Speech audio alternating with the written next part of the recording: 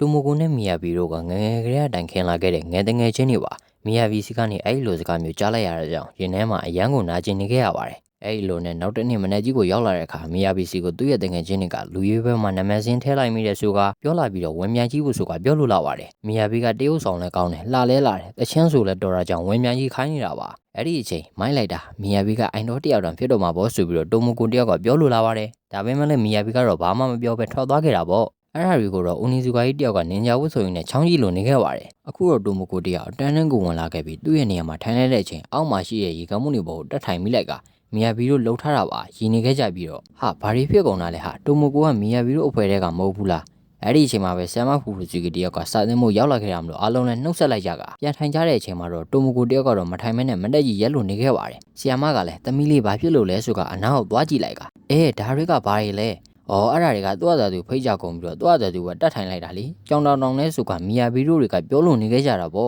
ပြီးတော့ကကြတော့ဆမ်မဖူဖူစီကလည်းအိုနီဇူကာကြီးကိုတိုမိုကိုရဲ့အကြောင်းကိုပြောပြလိုက်ကကြည့်ရတာတော့နိုင်ကျခံရတာဖြစ်နိုင်တယ်ဆရာကဒီအတန်းရအတန်းမိုင်ဆိုတော့တီးထားတဲ့နေစင်လို့ပြောပြလို့လာတာပါဒီလိုနဲ့အခုဦးနီစုကာကြီးလည်းသူ့ရဲ့အတန်းချိန်မှာစာတင်နေခဲ့ပါပြီစာကိုပြင်းစီပြင်းရဖက်ပြနေခဲ့တာမလို့ကျောင်းသားတွေကတော့အနောက်မှာတီတူပြောနေခဲ့ကြပါတယ်အဲ့ဒီအချိန်စက်ကူလုံးနေနဲ့တစ်ဖက်ကကျောင်းသားမှာရှိနေခဲ့တဲ့တိုမိုကိုမီယာဘီတို့တွေတငယ်ချင်းတွေကပြက်ပေါက်နေခဲ့ကြကအမိုက်ပုံးလေးကိုဝင်အောင်ပြစ်နေရလို့လဲစိုးနေကြပါတယ်အိုးရေတိုမိုကိုဘာဖြစ်တာလဲဘာမှမဖြစ်ပါဘူးအကုန်လုံးကသမီးရဲ့အပြစ်တွေကြီးပါပဲတူကဒီအတန်းရအမိုက်ပုံးမဲ့လေတလောက်တော့ရှိမှာပေါ့ဆိုကပြောနေခဲ့တဲ့အကြောင်းအိုနီဇူကာကြီးလည်းတင်းကပြောနေတဲ့ကောင်မလေးအနောက်ကိုသွားလိုက်ပါတယ်မရတော့စာသင်ရတာအရန်အိမ်လိုက်လာပြီအရင်တန်းကလိုမျိုးဒုံးမြတ်လောက်တိုင်းမှာကစားကြတာပေါ့ကျောင်းသားတွေလည်းအဲ့ဒါကိုကြတော့စိတ်ဝင်စားပါတယ်ဆန်းဆက်စာမတင်ရင်လည်းသမီးတို့ထွက်သွားတော့မယ်မီယာဘီတို့ကလည်းပြောလိုက်တာပေါ့မီယာဘီငါလဲလိုက်မယ်လေလို့ပြောလာခဲ့တဲ့တိုမိုကိုတော့အမိုက်ပုံးကတော့ဒီမှာရဲ့နေခဲ့ဆိုကပြောလိုက်တာပါ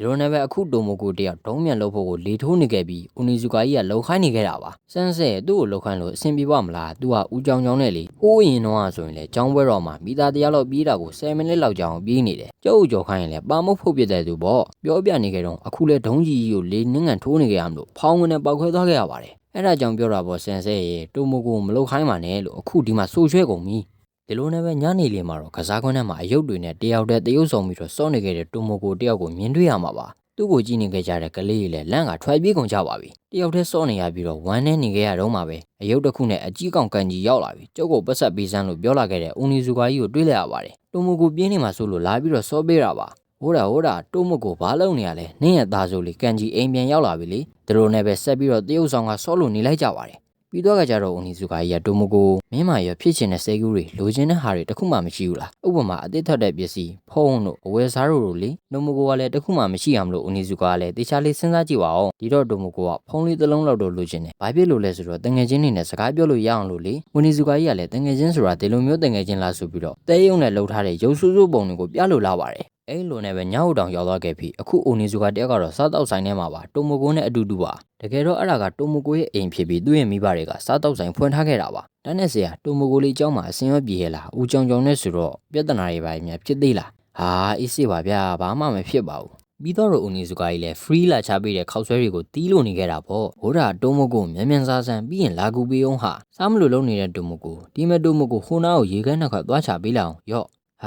ကျွန်တော်တို့သမီးသားဆိုလုံးကစိတ်မြန်လက်မြန်နေကြည့်ပဲသူကကြမှာဘသူနဲ့သွားသူနေမှန်းကိုမသိပါဘူးဗျာပြီးတော့ခါကြလို့လေအိုနီဇူကတယောက်တိုမိုကိုရဲ့အခန်းထဲကိုရောက်နေခဲ့ပါတယ်တိုမိုကိုကတော့သူ့ရဲ့ဦးချောင်းချောင်းနိုင်တာတွေငယ်ငယ်ကဆိုနှူးကြီးလွန်းလို့နွားမကြီးလို့ခေါ်ခံရတာတွေဆိုတာကိုပြောပြနေခဲ့ပါတယ်ဒါပေမဲ့လည်းအိုနီဇူကတယောက်ကတော့တိုမိုကိုရဲ့ဘော်လီနဲ့ဆော့လို့နေခဲ့တာပါဒါနဲ့တိုမိုကိုဒါနင်းရဟာတွေလာ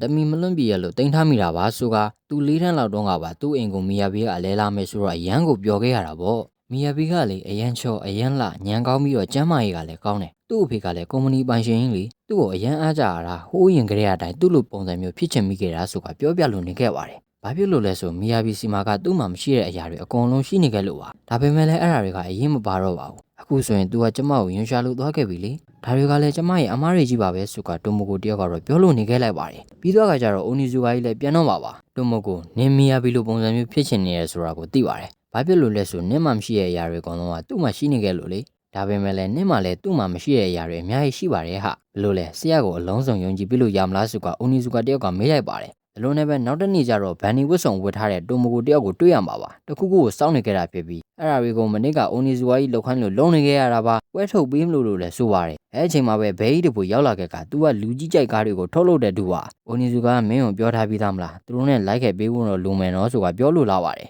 တစ်ဖက်မှာတော့မီယာဘီကလူရွေးဘက်ကိုပြိုင်ဖို့သူတင်ငယ်ချင်းတွေနဲ့တွေ့လို့နေခဲ့ပါပြီအားဒီအိုင်းစားပါနင်းတို့ဘလို့လုပ်ပြီးတော့ရောက်နေပြန်လာလဲ